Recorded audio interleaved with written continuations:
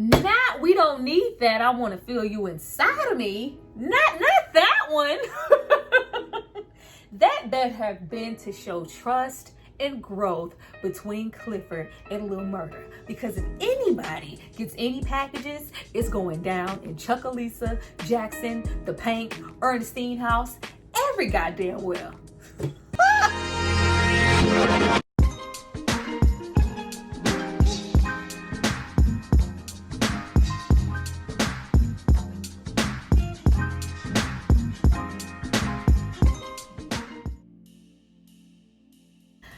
Guys, welcome back to my channel. It's Tyra here with another struggle review, here to discuss P Valley season 2 episode 7, Jackson.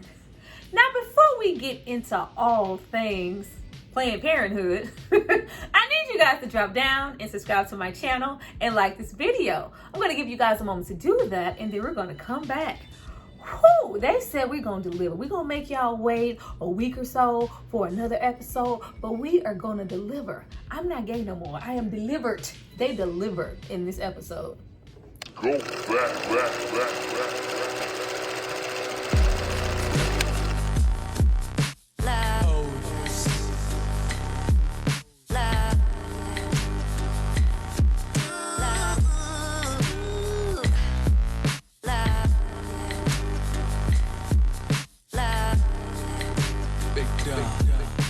Now that you guys have hopefully subscribed to see more of me, let's get into this episode. Now we start off this episode with a whole new Pank. Not the strip club Pank, but the history, the throwback Pank, the nightclub. And we get into Loretta Devine, Ernestine, giving layoff effort, just take the money and run. Giving us her old school dream girl days. She was, back in the day on Broadway. She is a very accredited performer and singer, and a lot of people don't know that. So just to see her sing and give us some of that Laurel Dream Girls energy, I was absolutely here for it. And just to see the Pink in a whole new light, the glory days, the history, and what it really means to the family. And then we zoom out from, those 60s, 70s, 80s. I love the transitions. I even love seeing little 3-year-old Clifford with his Louis Prada Gucci, pop them tags. Little 3-year-old Clifford and his mother Beulah already accepting him for who he is absolutely beautiful, until we cut and we really see just doom and gloom in Pink. It's so dark in comparison to what it once was. And you see Beulah calling Ernestine home. I was like, all right, now what we not gonna do is kill off Ernestine. Don't do this. This episode was so ominous as far as her death, especially to leave that situation with Big T from last episode. I was prepared for us to walk away this episode without her, but there's hope. We have this really in-depth conversation between Hailey and Clifford, and I love that they gave us some history, and it's just like, this isn't just some little hole in the wall strip club to me that I'm willing to just knock down and replace. It's not about the money, it's bigger than that. And you really get to see things from both of their perspectives and just see how disconnected Hailey is. But you see things for her. I think since we've met the Pank and Clifford, it has been struggling. He's been trying to keep it together, keep those doors open. But you know what? Business doesn't have to go through those things. And it's just like, no matter how much money or the 5 million, I love how Cliff was like, girl, bitch, what you mean you ain't gonna take it? Like, I don't want it. I still want this lineage. This building means something. This is a part of my family's legacy. I can't just sell this off. But it's just like, I'm holding out for me and you, Clifford. We're gonna get that 10 million.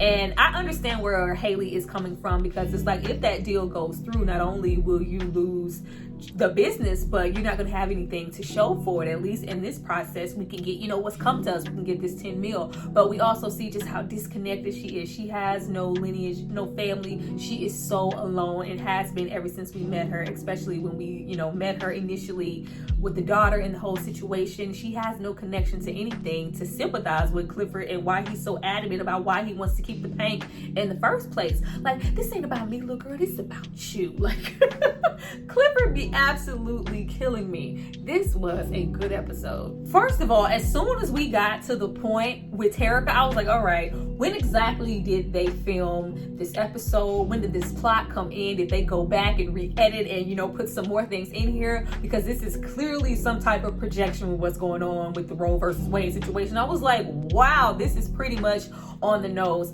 I love the conversation being had in this episode about abortions, about safe sex, about like, oh, Trump, just generational curses, Trump. This was just such a good episode. I love everything that this episode had to say.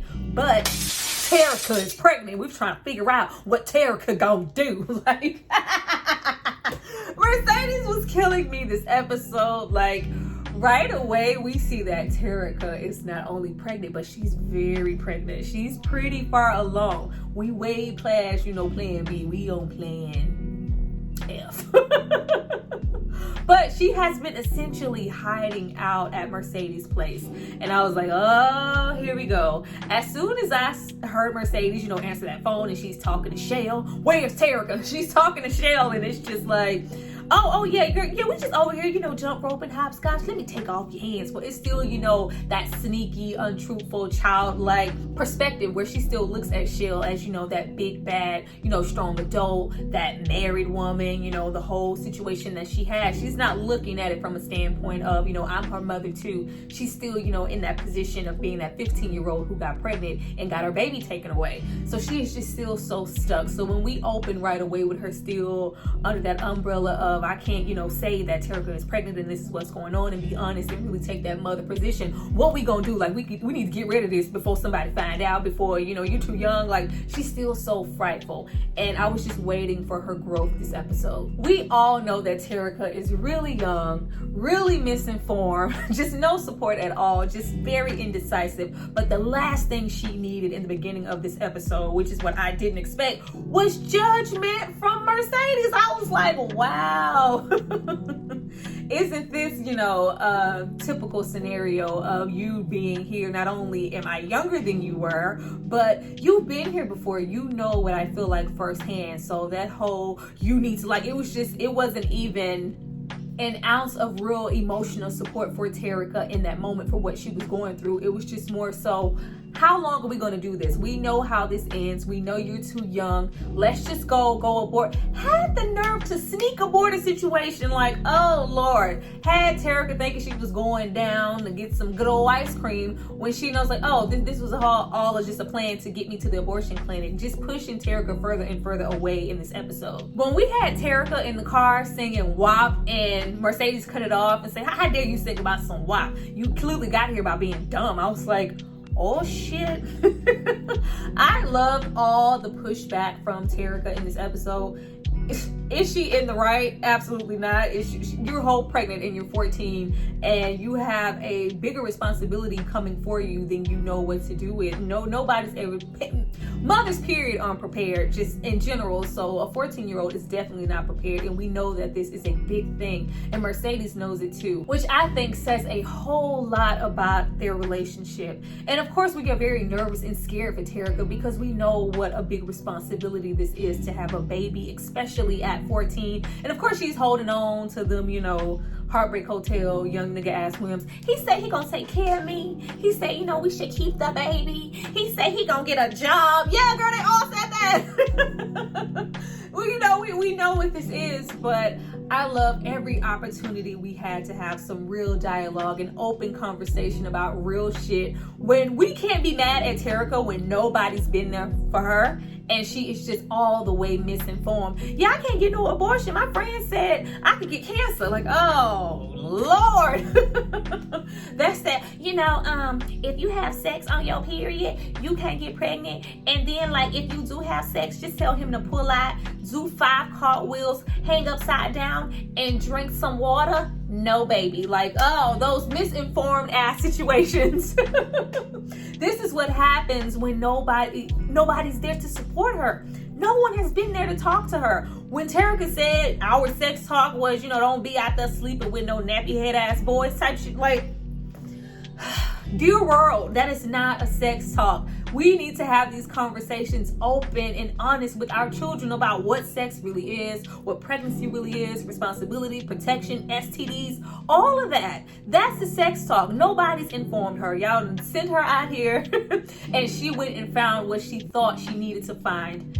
What more do you want from her? How are we going to be mad at her? Is she being bratty in this episode? Is she, running off at the mouth? You just a big fat heifer. Ha ha ha. She was very much giving Color Purple. You don't even know what love is. You've been talking to them gentlemen in the gentleman club. You just jealous because I got somebody. Like, it's very much a whole lot of that. But Mercedes is not in the right here. She was going about it for so long the wrong way with Terica, still thinking in the mind of a 15-year-old and not in the mind frame of a mother. And I love the dialogue here. I love the open conversations that we get to have just via this episode, because a lot of people do this. A lot of parents, not just a parent that's like Mercedes, a lot of the first initial thought is, oh, we need to get rid of that. We need to, before we just jump to, oh, let's just get rid of that. How about we talk first and you just try supporting and talking about options, just talking. Support goes a long way. Everybody's just so anxious to get rid of the situation and, that time crunch, especially here, girl, because Terica, from that ultrasound, Terica is full-blown pregnant. That baby's ready to come out. Where the fuck y'all find that ultrasound? Where did you people find that ultrasound? I was like, that is a full-grown baby in there. That's a full-term. All right, P-Valley. So somebody dropped the ball with that ultrasound. But I love the dialogue that we get just via the episode about just pregnancy and about abortions and the risk, and especially with the Roe versus Wade situation that's been happening. What about the females like Terica who are just too young, the 12, 13, 14, 15, 16-year-old girls who wind up pregnant? What about women who are assaulted and wind up pregnant? What about people who, it's a whole fucking life risk. Y'all want people to deal with these things. It is so crazy, and I love this episode for that. Now, child, we also get what we love to see. Well, what I love to see, we got some moments with Lamarcus and Ernestine. I absolutely loved Lil Murda in this episode. There was a moment where I didn't, but for the most part, I loved him in this episode. Ernestine is going through all those, all those woes of COVID, and she don't know if she's coming or going. It's just so sad to see her there, and I'm like, is this just us getting into old age, or is this just all symptoms of COVID? She is just so ready to go, but I love that even though we have Lil Murda, who is clearly still very much traumatized, he's really emotional. He has not shared with Ernestine or Clifford about what happened, about big tech, anything. It is just I'm here. I'm going to put my own feelings to the side in this moment, even though I'm hurt and I'm emotional and I came here for support, which we got. We did open the episode early on with Clifford, burning the clothes, just taking him in. And it's just I can put that to the side just to support Ernestine in this moment and cook. I forgot Lil Murda could cook. That food looked good as hell. And just be there. He is just such a sweet, sensitive, sincere person. I love those moments that we get to see that side of him when he's not out being Lil Murda. I mean, we love it and whatnot. But when we get to see Lamarcus, it is such a special thing, and I love that he was there to support not only Ernestine but Clifford in this moment. And it's just I know I messed up. Can you put in a good word for me with Clifford?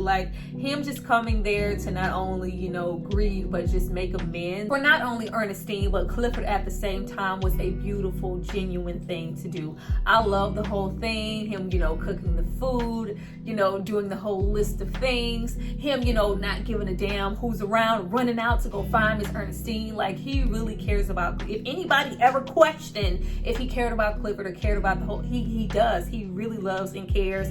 Going out, getting her putting that Mississippi water on Ernestine. I was like, Lord, y'all about to make me pass out.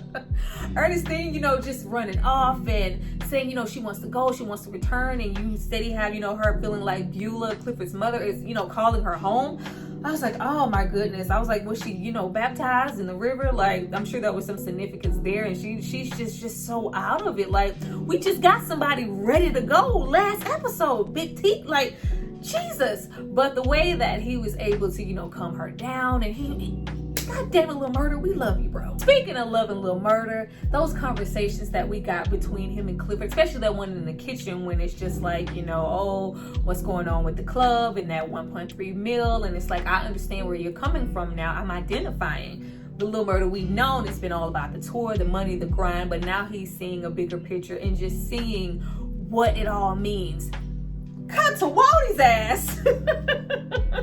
I'm scared of Waldy. I am so scared of Waldy and how he's able, I mean, you know, working in the funeral business and whatnot, but how he is able to just look death in the eye and just let it roll off of his back. Just like, oh yeah, you know, that's fucked up. So yeah, when we going on tour? Like, damn. Lil Murda is literally on the other end of the phone like, damn, I'm worried about money, touring. Of course, we keep hearing about this collaboration with Tina Snow.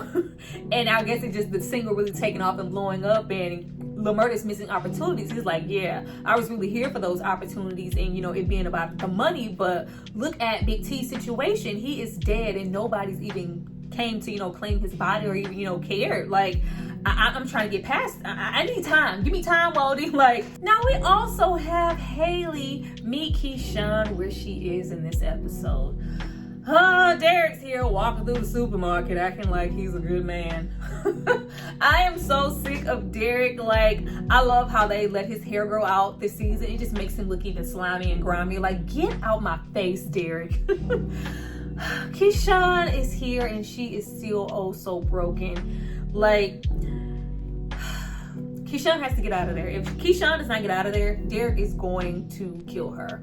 How complacent he is with the abuse, how stuck she is. I think we all knew, like, I knew it wasn't even last episode. The episode where we found out that he was abusing the kids and she rolled up with that paperwork, like, what is this? And she didn't immediately run. That's when I was like, oh, I don't know what we're gonna have here. I was slowly starting to lose hope for Keyshawn, pulling Keyshawn out of her own situation and her needing some help. I thought personally the olive branch was gonna come from Clifford, but no. Autumn Nights is coming through. Like, I love that unspokenness of them both meeting on the makeup aisle because she has been there. We do, you know, tend to forget, you know, with the Andre and whatnot, Hailey's history and how she wound up at the Pink anyway. She has been here, so she knows exactly what it is. And it's just like, you don't have the strength to use that gun.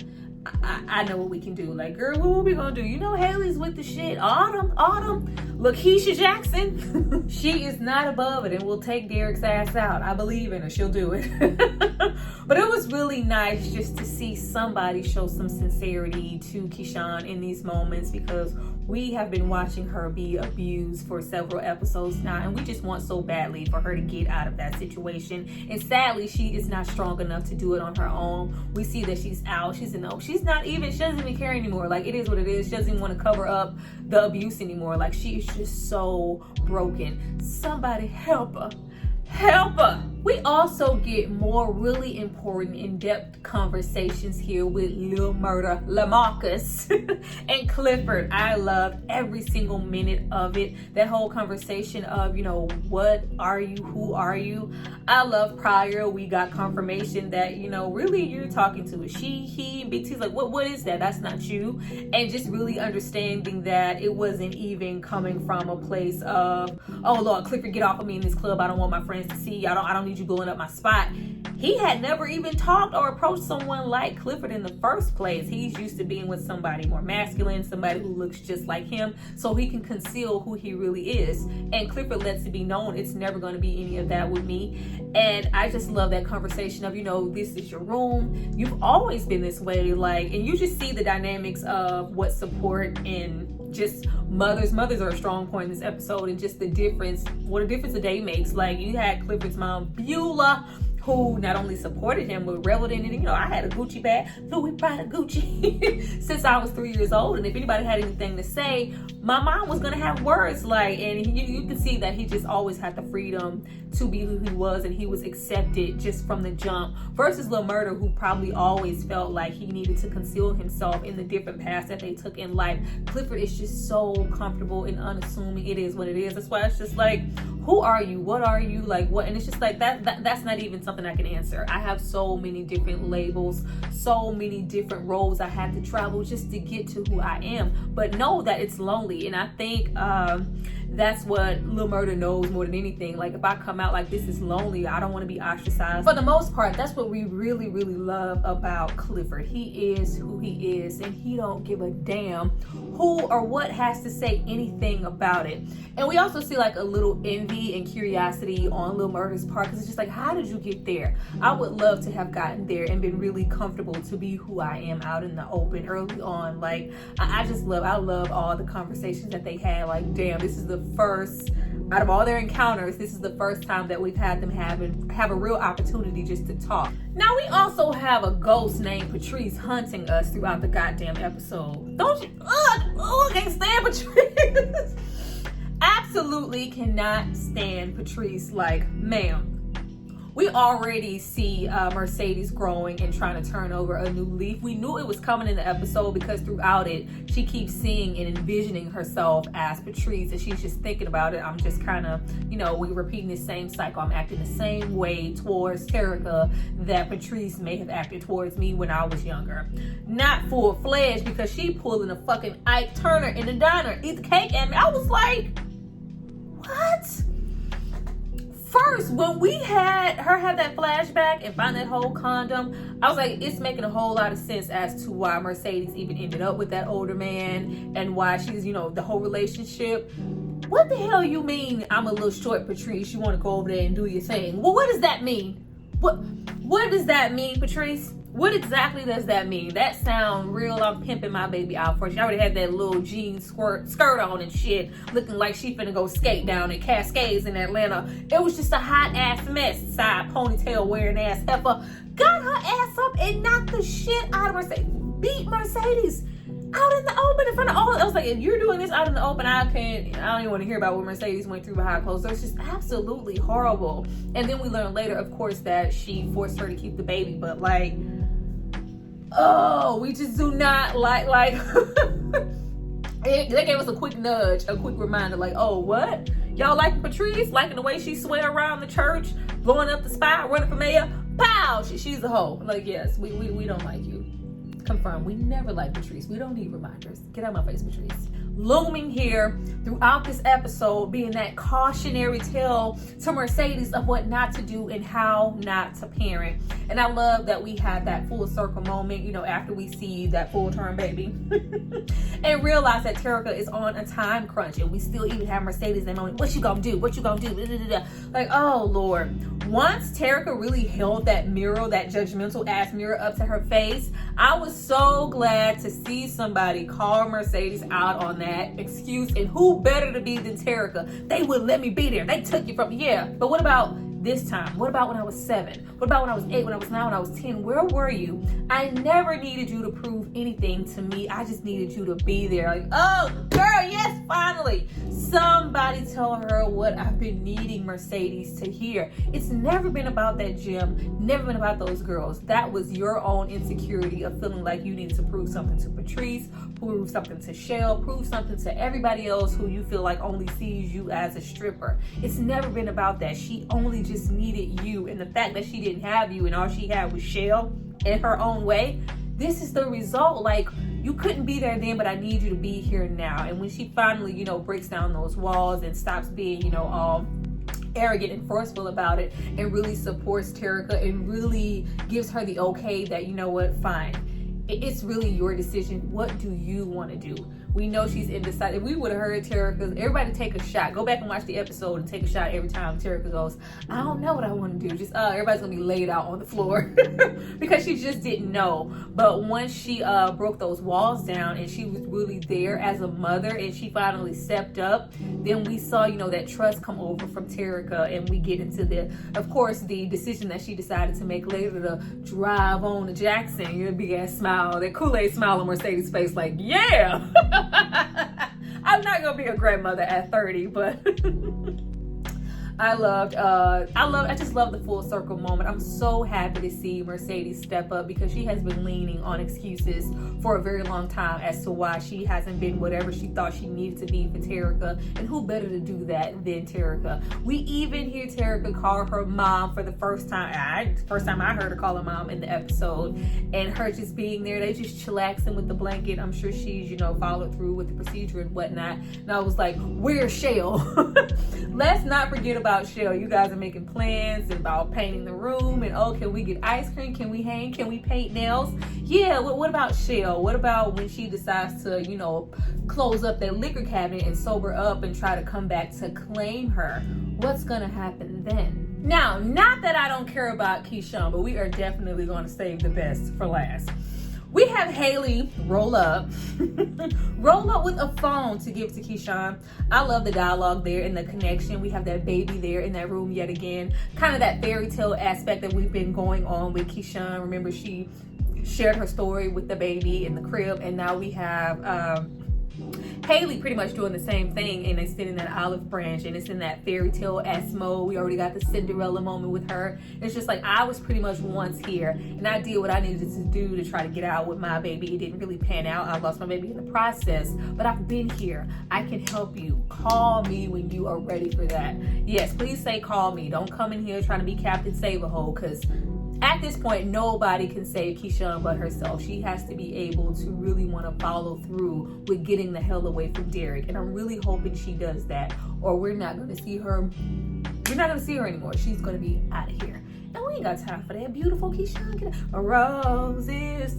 out of there, Keyshawn. Baby girl, you're still a flower. Get out of there, Keyshawn. Once we have Ernestine in the ambulance, I love how we had Lil Murda step in again. Like, no, he preferred she, ma'am, move to the side, now sir, move to the side. And we see just how emotional Clifford is. And when we have him crying in the shower and we have him get out to that thong, and we have goddamn Lil Murda making that strong effort just to make him smile, make him laugh in only the way that Lil Murda can. It really reminded me of that moment they shared when he put the lights in the car and set up the whole thing for them. And I just love Lil Murda for these situations like this. And I was like, yes, be there for him, Lil Murda. He needs you. He needs your support. Yes, make him laugh. Make him smile. He is broken. None of us want to lose Ernestine at this point. And they lay in the bed, and I'm like, yes, we're going to leave off this episode with him holding Clifford and being there for him in this moment and them growing closer. No, we have to get into body rock and knocking the boots. Why? I had to take a step back because I was like, no, Lil Murda, this is not what we need in this moment. You have not had the opportunity or even wanted to really share what's happened to you, your trauma, the whole situation with Big T. Like, I had to take a step back because I was like, I have to remember that Lil Murda has been very much closeted his entire life.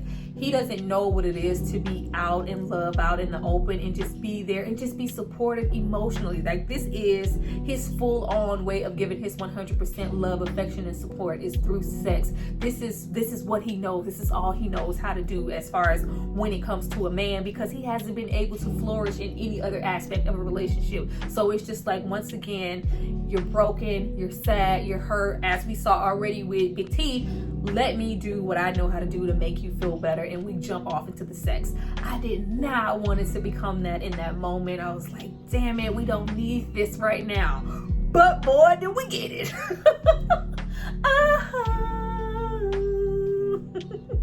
I gotta do the love and basketball.